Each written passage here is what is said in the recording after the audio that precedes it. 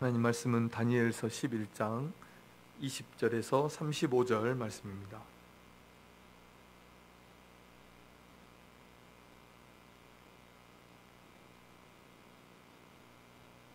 다니엘 11장 20절에서 35절 말씀입니다.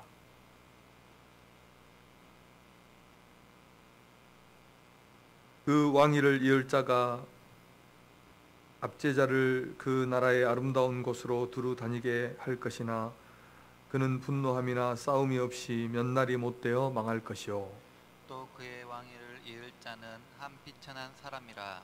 나라의 영광을 그에게 주지 아니할 것이나 그가 평안한 때를 타서 속임수로 그 나라를 얻을 것이며, 넘치는 물 같은 군대가 그에게 넘침으로 말미암아 패할 것이요 동맹한 왕도 그렇게 될 것이며, 그와 약조한 후에 그는 거짓을 행하여 올라올 것이요 소수의 백성을 가지고 세력을 얻을 것이며, 그가 평안한 때에 그 지방의 가장 기름진 곳에 들어와서 그의 조상들과 조상들의 조상이 행하지 못하던 것을 행할 것이요 그는 노력하고 탈취한 재물을 무리에게 흩어주며 계략을 세워 얼마 동안 산성들을 칠 것인데 때가 이르기까지 그리하리라.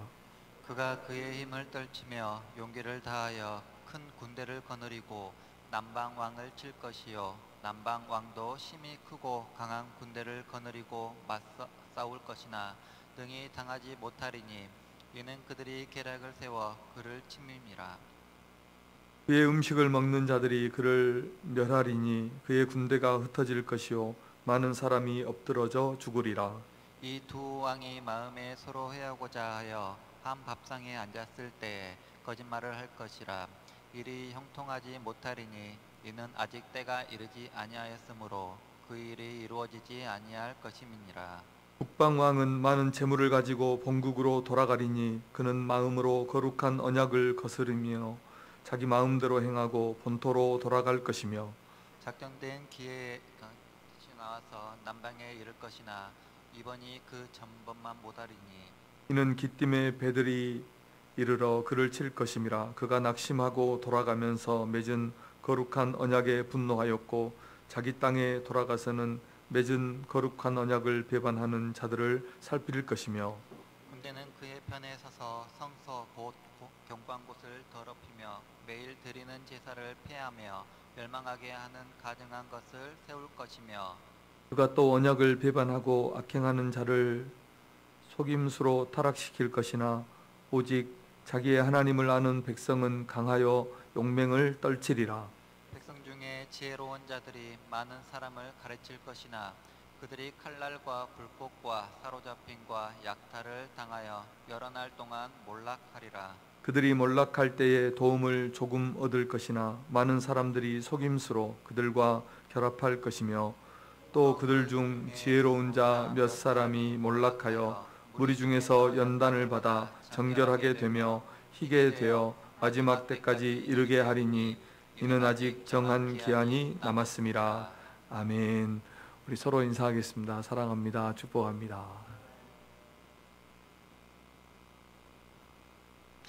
때가 이르기까지 라는 제목으로 말씀을 받겠습니다.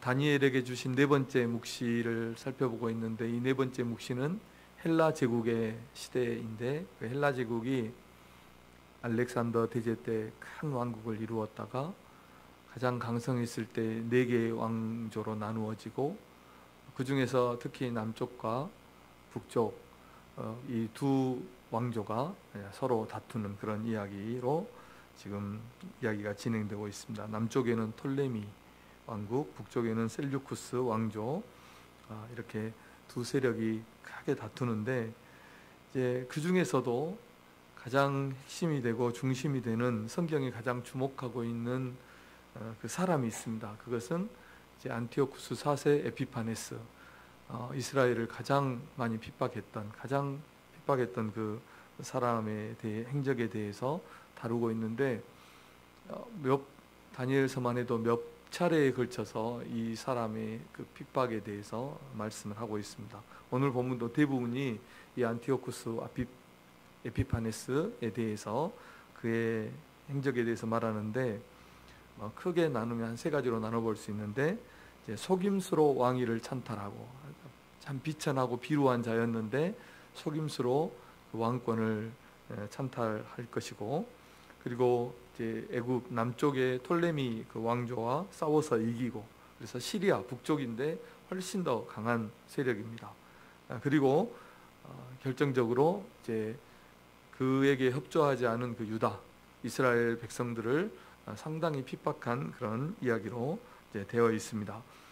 그래서 오늘 그 행위들을 보면 몇 군데만 살펴보면 21절에 보면 이 사람은 아주 비천한 사람인데 속임수로 나라를 얻었다, 이렇게 지금 소개하고 있고, 또 23절에 그는 거짓을 행하였다. 다 이 안티오쿠스를 말하는 겁니다. 사세 에피파네스. 그리고 28절에는 마음으로 거룩한 언약을 거스르며 자기 마음대로 행했다. 이렇게 우리가 인류 역사를 보더라도 이런 왕의 권세 혹은 제국을 다스리는 통할한 이런 사람들이 자기 마음대로 할 때, 막 폭정을 행할 때 엄청난 피해가 사람들에게 임하죠. 나라들에 임하죠. 그래서 이 사람도 자기 마음대로 행하고, 또 더더욱 나아가서 31절 이하에 보면 성소를 더럽히고 제사를, 매일 드리는 제사를 폐하고 그 자리에 가증한 것을 세우고, 실제로 예루살렘 성전에, 그리고 언약을 32절에 배반하고 또 속이고 많은 사람들을 타락시킬 것이다, 이렇게 말씀하면서, 또 우리가 다음의 말씀에 보면 그 이후에 이제 오늘 36절 이후의 말씀에 보면 이런 이 에피파네스의 이런 행위는 마지막 때에 또 일어날 적그리스도, 마지막 때에 일어날 그런 배도하는 일, 이런 것과도 연결을 시킬 정도로 이스라엘 백성들에게, 유다 백성들에게는 대단히 큰 핍박을 가한 그런 사람으로 다니엘서가 가장 집중하고 있는 그런 예언이고 그런 왕입니다.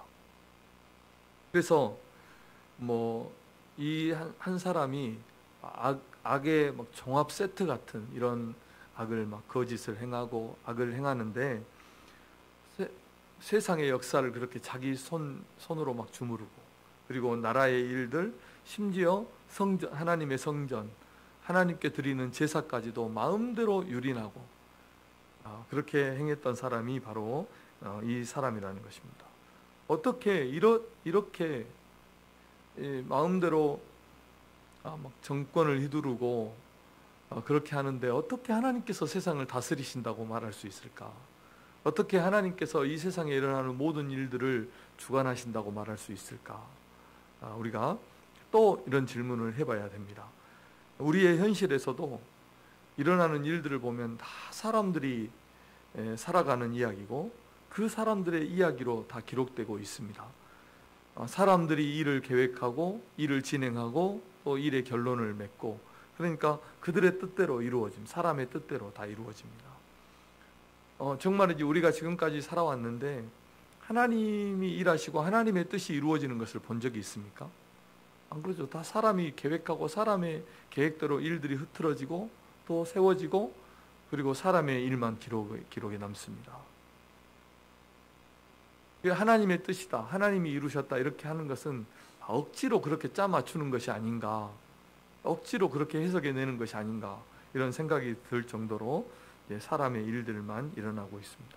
그래서 지난주 말씀처럼 이런 상황 속에서도 하나님을 바라보고 하나님의 뜻을 바라보는 것이 정말 무슨 소용이 있고, 오늘 32절을 중심으로 좀 보고 싶은데, 이 32절 말씀처럼 이런 시대에도 용맹스럽게 용감하게 하나님의 뜻대로 또 하나님의 사람으로 이렇게 용맹스럽게 우리가 살아갈 수 있을까, 이런 우리가 질문을 좀 가져볼 수 있습니다.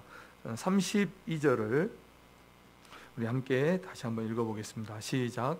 그가 또 언약을 배반하고 악행하는 자를 속임수로 타락시킬 것이나 오직 자기의 하나님을 아는 백성은 강하여 용맹을 떨치리라. 아멘. 이렇게 패역하고 부패한 시대에도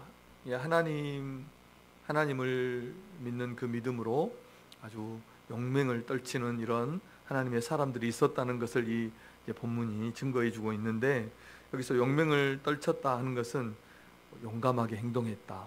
또 성경의 본문 그대로 해석하면 용감하게 행동했다인데, 어떤 성경의 의미는 믿음으로, 이런 시대에도 믿음으로 싸우고 믿음으로 행동했다, 믿음으로 행했다, 이렇게 말씀을 할 수 있습니다. 그래서 가장 핍박이 극심했을 때, 그렇게 극심했을 때 가장 용맹한 성도가 나왔다는 것입니다. 얼마나 대단한 일입니까? 그래서 이런 시대에 다니엘과 같은 그런 믿음의 사람이 나오고, 또 이렇게 용맹한 성도들이 유다 백성들 중에서도 나타났다 하는 것입니다. 그래서 이들이 어떻게 이렇게 용감하게 이런 시대에 믿음으로 용감하게 행동을 했을까? 우리가 두 가지 살펴볼 텐데, 첫째는 이제 하나님을 아는 그런 지식 때문이었다고 말씀하고 있습니다. 다니엘서가 말하는 그 하나님은 어떤 분이시냐면, 아마 많은 부분에서 나오지만 다니엘서 2장 21절이 아마 다니엘서의 주제 성경 구절일 겁니다. 다니엘서 2장 21절입니다. 함께 읽어보겠습니다. 시작.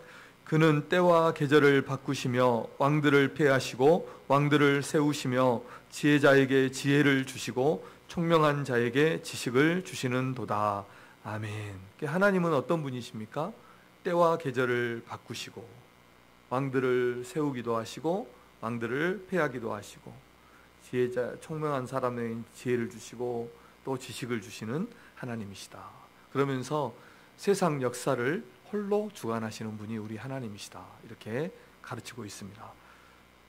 그래서 이 하나님을 아는 지식이 있는 사람은 아무리 이해하지 못할 일이 우리의 현실에 펼쳐져도, 우리가 해석하기 어렵고 이해할 수 없는 일들이 일어나도 이 역사를, 이 일들을 주관하시는 분이 하나님이심을 알고 믿음으로 살아가고, 또 모든 상황 속에서 용감하게 하나님의 백성으로 행한다 하는 것이 이제 오늘 말씀입니다. 그래서 하나님을 아는 사람은 어느 순간에도 믿음과 또 하나님의 말씀을 따라서 용맹하게 그렇게 행하는 것입니다. 오늘 말씀에서, 오늘 또 설교의 제목처럼 반복되는 그 단어가 있고 주제가 있는데, 그것은 때라는 단어입니다. 때, 하나님의 때. 24절을 보겠습니다. 24절을 함께 읽겠습니다. 시작. 그가 평안한 때에 그 지방의 가장 기름진 곳에 들어와서 그의 조상들과 조상들의 조상이 행하지 못하던 것을 행할 것이요, 그는 노력하고 탈취한 재물을 무리에게 흩어주며 계략을 세워 얼마 동안 산성들을 칠 것인데 때가 이르기까지 그리하리라. 아멘. 그래서 이제 여기에서 24절에서 그는 다 이 안티오쿠스 4세 에피파네스를 말하는 겁니다. 그가 계략을 세워서 얼마 동안 산성들을 칠 것이다. 내 때가 이르기까지 그리할 것이다. 이렇게 지금 24절 마지막에 말씀하고 있죠. 여기서 계략을 세운다는 것은 문자적으로 해석하면 그가 기발한 생각들을 고안해낼 것이다. 얼마나 교활한 사람이었는가를 보여주죠. 기발한 생각들을 고안해내서 그가 머리로 짠 그런 여러 계획들을 가지고 여러 요새들을 칠 것이다, 이런 뜻입니다. 그러나 언제까지요? 하나님께서 정하신 때까지 그렇게 될 것이다, 이렇게 말씀을 하고 있는 것입니다. 잠언 16장 9절 말씀처럼 사람이 마음으로 그의 계획을, 자기의 길을 계획할지라도 그의 걸음을 인도하시는 분은 하나님이신 것입니다. 그래서 이 안티오쿠스가 아무리 교활한 생각으로 여러 가지 음모를 꾸미고 계획을 세워서 여러 민족들을 치고 여러 성들을 점령할 것이지만 언제까지요? 하나님이 정하신 때까지 그렇게 한다는 것입니다. 또 27절에도 이런 말씀이 있습니다.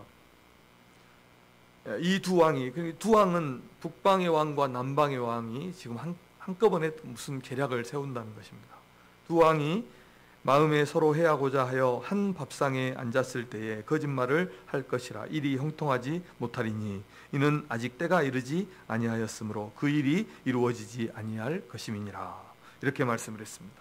난해한 구절이더라고요. 주석을 찾아봐도 두 사람이 서로 다른 마음을 가지고 한 밥상에 앉았는지, 또 같은 마음을 가지고 이제 어떤 일을 꾸며냈는지 정확하게 모릅니다. 물론 이때는 이제 이 북방왕이 남방왕을 이제 굴복시켰을 때입니다. 그래서 두 왕이 계획해서 어떤 계획을 세웠습니다. 그런데 그 계획이 이루어지지 못하는 것은 하나님께서 그것을 때가 이르지 않아서 그 계획이 이루어지지 못하게 했다 하는 것입니다. 이 27절의 의미인 것입니다. 그리고 여러 가지 때의 이야기가 나오지만 오늘 마지막 35절에서도 마지막 때에 정한 기한, 이런 단어들이 나오고 있는 것입니다. 그래서 우리가 여기에서 얻을 수 있는 교훈이 무엇입니까? 아무리 세상에 악이 성행하고 악한 자들이 악을 계획하고 행하여도 하나님은 그들의 계획이 수포로 돌아가게 하신다. 그들의 계획대로 되지 않도록 하신다는 것입니다. 그리고 하나님은 하나님의 뜻을 정확한 하나님의 때에 이루신다는 것을 오늘 본문이 우리에게 증거해 주고 있는 것입니다.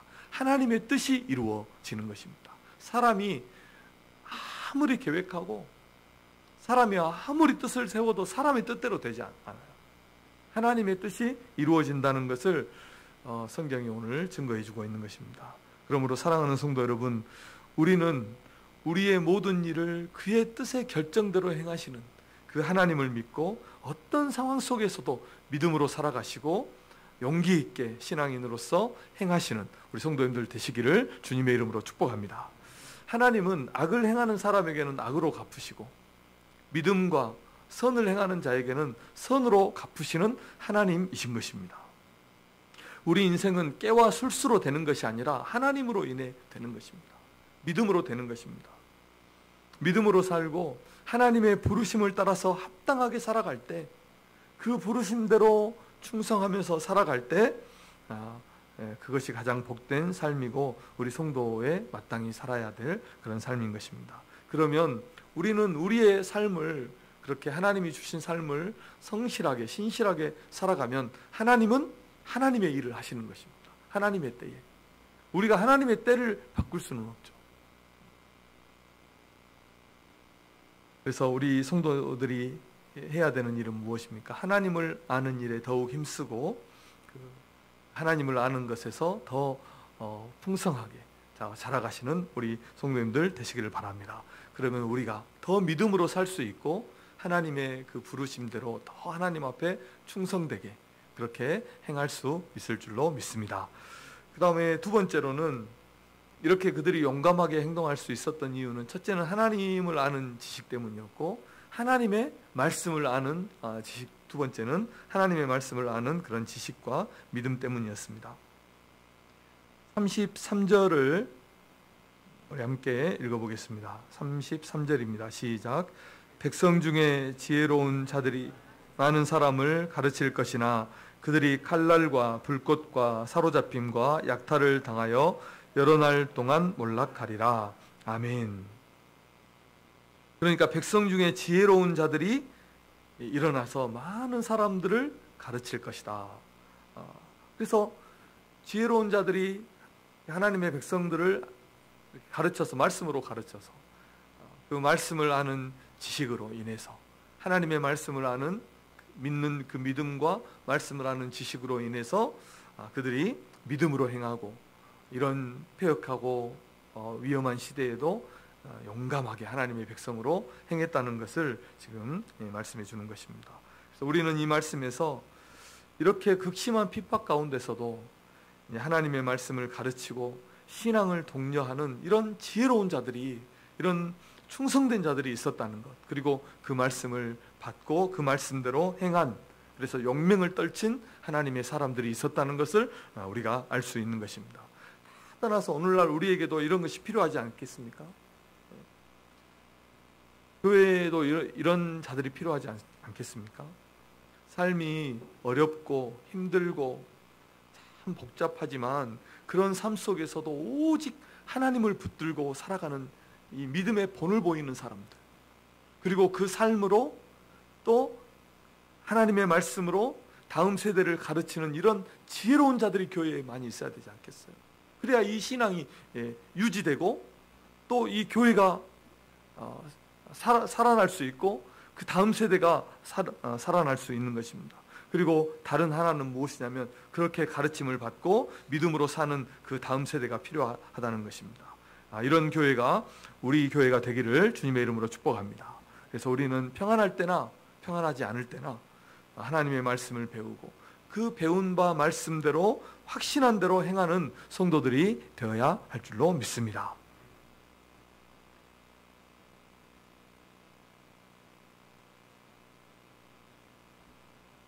이 안티오쿠스 에피파네스가 유다 백성들을 핍박하는데 어떻게 핍박하냐면 두 번에 걸쳐서 핍박합니다. 1차 핍박, 2차 핍박이 있는데 1차 때는 약 4만 명의 유대인을 학살하고 4만 명을 포로로 잡아가고 그리고 성전에 그 보물 창고에 있는 보물들을 가져가는데 1,800달란트 정도의 보물을 약탈해 가요. 그리고 2차 때는 이제 BC 약 160년경에 2차 핍박이 발생하는데 이때는 10만 명의 유대인을, 이스라엘이 뭐 10만 명이니까 별거 아닌 것 같지만 수가 그렇게 많이 없어요. 지금 본국에 사람들이 많이 없어요. 그런데 10만 명을 죽이고 또 4만 명을 포로로 잡아가고 성전의 기물들을 또 약탈해가고 성전 안에 제우스 신상을 세우는데 자기의 형상을, 제우스 형상으로 자기의 형상을 만들어. 그래서 거기에 경배하게 하고 돼지 고기로 하나님께 제사를 드리게 하고 그 피를 성전에 뿌려서 성전을 더럽히는 이런 일을 이제 이 안티오쿠스가 행하는 것입니다. 이때 어떤 일이 일어나냐면 마카비 형제들이 일어나죠. 주동에서 마카비 전쟁이 일어납니다. 유대인들이 이 시리아를 대적해서 전쟁을 일으켜서 승리해버려요. 그래서 시리아 군대를 그곳에서 몰아내고 성전을 정화시킨 사건이 이때 일어났다. 이 용맹한 자들이 그 사람들을 가리킬 것입니다. 왜냐하면 그때는 기록이 없기 때문에 정확하진 않아요. 그래서 이때 이 절기를 유대인들이 지켰는데 이 절기가 수전절입니다. 수전절.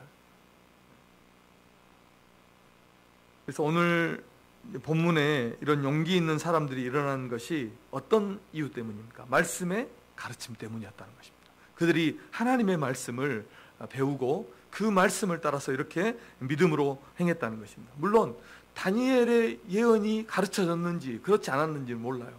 이미 다니엘의 예언이 주어졌잖아요. 지금 이런 일들이 일어날 것이다.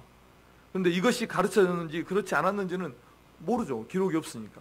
모르지만 그러나 이런 믿음의 사람들이 하나님의 말씀을 통해서 하나님의 뜻을 알고 그래서 하나님의 일에 그 나라를 회복하고 성전을 회복하고 신앙을 회복하는 이 일에 어떻게 했습니까? 목숨을 걸고 싸워서 승리했다는 것입니다.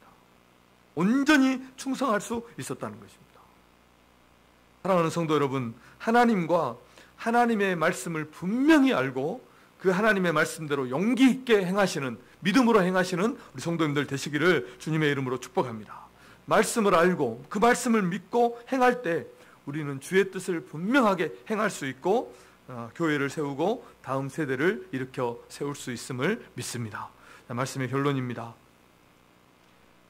하나님을 알고 하나님의 말씀을 분명히 알았을 때 가르침을 받은 자들이 그들의 믿음대로 또 그들이 아는 그 지식대로 행한 것처럼 우리 성도님들도 하나님을 바르게 알고 또 하나님의 말씀의 가르침을 받은 대로 행하시는 우리 성도님들 되셔야 할 줄로 믿습니다.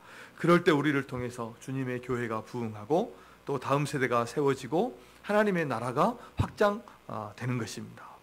거짓과 교만을 버리고 정직함과 겸손함으로 주의 일을 하고 내 뜻과 내 마음대로 행하는 이런 어리석음을 버리고 주의 뜻과 주의 말씀대로 행하는 그런 성도들이 되시기를 주님의 이름으로 축복합니다. 그러면 아무리 패역하고 부패한 시대가 온다 해도 하나님의 말씀을 알고 하나님을 아는 성도는 결코 넘어지지 않을 것이고 믿음을 지켜낼 것이고 주님의 나라를 회복하고 주님의 교회의 부흥을 이루어낼 줄로 믿습니다. 이 시대에 우리 성도님들이 이런 성도들이 되시기를 주님의 이름으로 축복합니다. 기도하겠습니다. 하나님 아버지, 은혜를 감사합니다. 오늘 주신 말씀이 우리에게 귀한 교훈이 되어서 이 시대에